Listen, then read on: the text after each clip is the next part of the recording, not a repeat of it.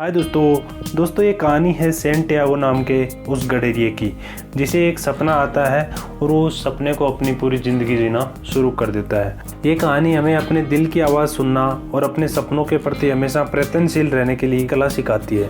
दोस्तों कहानी शुरू होती है अब। सेंट टियागो अपनी बेड़ू के साथ उस सुनसान गिरजाघर तक पहुंच गया। ना जाने उस गिरजाघर की छत कब टूटी हुई थी और वहीं पे एक गुल्लर का पेड़ भी था। फिर वो रात को वहीं सो जाता है और उसको सोने के बाद में वो सपना दोबारा आता है। वो सपना इस तरह से है कि वो भेड़ों के साथ मैदान में है, तभी एक लड़की आती है, उनकी भेड़ों के साथ खेलने लगती है।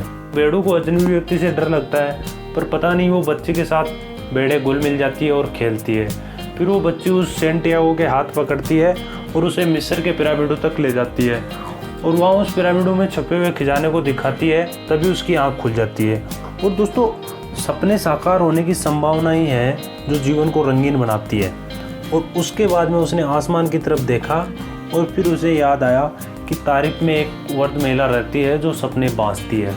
फिर वो उस महिला के पास जाता है और उसे अपने सपने के बारे में बताता है। फिर वो वृद्ध महिला बोली, बताऊंगी मगर तुम कसम खाओ के बदले में खजाने का 10वां हिस्सा दोगे। सेंट टियागो ने कसम खा ली और उस महिला ने फिर बोला, मैं ऐसे सोचती हूँ कि आपको पिरामिडों के देश मिस्र जाना चाहिए और आपको वहाँ पे खजाना मिल जाएगा और आप एक बहुत ही अमीर आदमी बन जाओगे। फिर वो एक नई किताब पढ़ने लगा। तभी एक बूढ़ा आदमी आकर उसके पास बैठ गया और बोला, तुम अगर अपनी भेड़ों का 10वां हिस्सा मुझे दोगे तो मैं तुम्हें खजाने के बारे में बता दूंगा। फिर लड़के ने सोचा, ये कहीं उस बूढ़ी औरत की चाल तो नहीं है, ये कहीं उसका पति तो नहीं है कि मेरे से पैसे ऐंठने चाहते हो। तभी वो बूढ़ा आदमी बोला, मैं सेलम का बादशाह हूँ। लड़का बोला, आप बादशाह होकर आप मुझ गडरिये से बात कर रहे हो?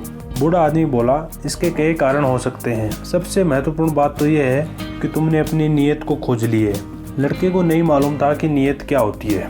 फिर उसने बताया कि नीयत वो होती है जिसे तुम हमेशा से पाना चाहते हो, और जब तुम किसी चीज़ को वास्तव में पाना चाहते हो तो संपूर्ण सृष्टि उसकी प्राप्ति में तुम्हारी मदद के लिए षड्यंत्र रचती है। बूढ़े ने कहा, अगर तुम अपने खजाने के बारे में जानना चाहते हो तो शर्त के अनुसार तुम्हें अभी भेड़ों का 10वां हिस्सा मुझे देना होगा।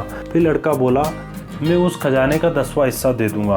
फिर वो बूढ़ा व्यक्ति थोड़ा निराश हुआ और बोला, अगर तुम उस वस्तु को देने का वादा करते हो जो तुम्हारे पास अभी है ही नहीं, तुम उस वस्तु को पाने के लिए प्रयत्न करना भी तो छोड़ सकते हो। फिर अगले दिन दोपहर को वो लड़का उस बूढ़े व्यक्ति से मिला और उसे उसके हिस्से की 6 भेड़ें दे दी। फिर उस सेंट टियागो ने बोला, अब मुझे बताओ खजाना कहाँ है? फिर वो बूढ़ा व्यक्ति बोला, मिस्र के पिरामिड के पास। वो लड़का चौंक गया, बोला, ये बात तो उस बूढ़ी औरत ने भी बताई थी, लेकिन उसने तो मेरे से कौड़ी भी नहीं ली थी और इस बूढ़े व्यक्ति ने तो मेरे से 6 भेड़ें भी ले ली है। उसके बाद में सेंट टियागो मिस्र के लिए निकल जाता है और जैसे ही वो टेंजर शहर पहुंचता है तो जो उसके भेड़ों के पैसे थे वो सारे चोरी हो जाते हैं। उसके बाद में वो एक कृषि व्यापारी के पास गया और बोला, जो 100 विंडो में लगी हुई आपकी कांच की चीज़ें हैं उन्हें मैं साफ कर देता हूँ और उनके बदले में आप मुझे खाना दे दीजिए। वो उसने कोई भी जवाब नहीं दिया। फिर वो लड़का खुद ही उसे साफ करने लग गया और वो साफ करते करते वहीं पे उसी कांच के सामान में से कुछ लोग आए और वहाँ से कुछ क्रिस्टल खरीद के ले गए। तभी व्यापारी ने उस लड़के से कहा, आओ चलो कहीं खाना खाते हैं।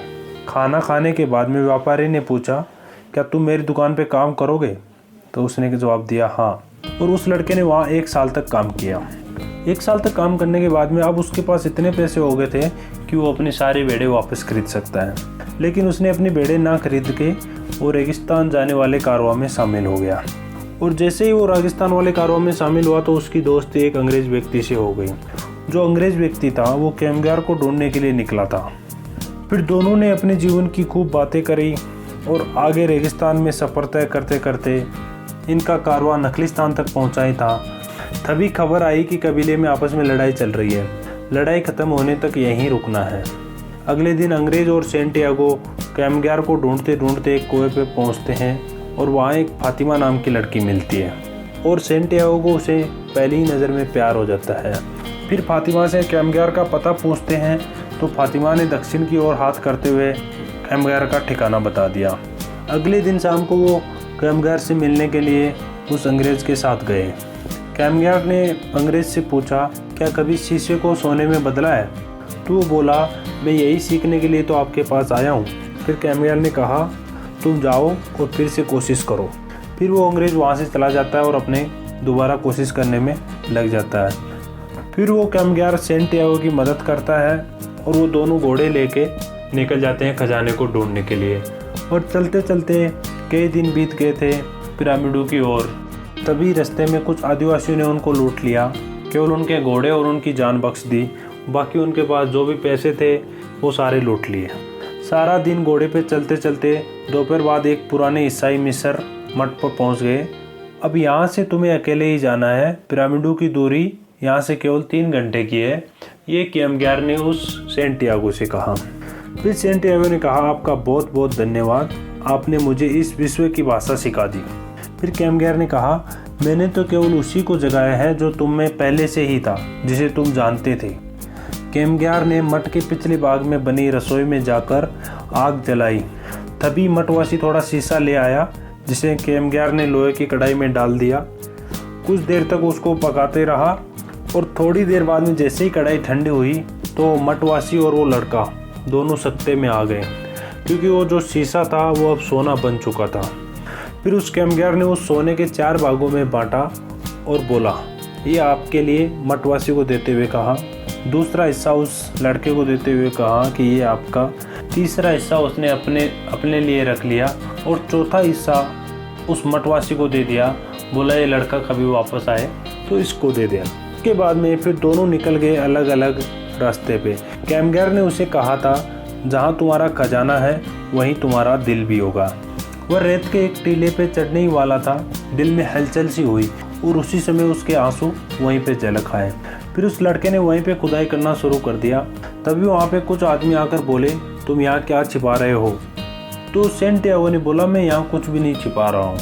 मगर उनमें से एक व्यक्ति ने उसे झट से गड्ढे से बाहर निकाला और दूसरे व्यक्ति ने जो उसका झोला था उसकी तलाशी लेना शुरू किया। इसमें तो सोना है, एक अरब बोला, और इसने इस गड्ढे में और ज़्यादा सोना छिपाया है। फिर उन अरब व्यक्तियों ने उससे पूरी रात खुदाई कराई, पूछते रहे कि सोना कहाँ है, सोना कहाँ है।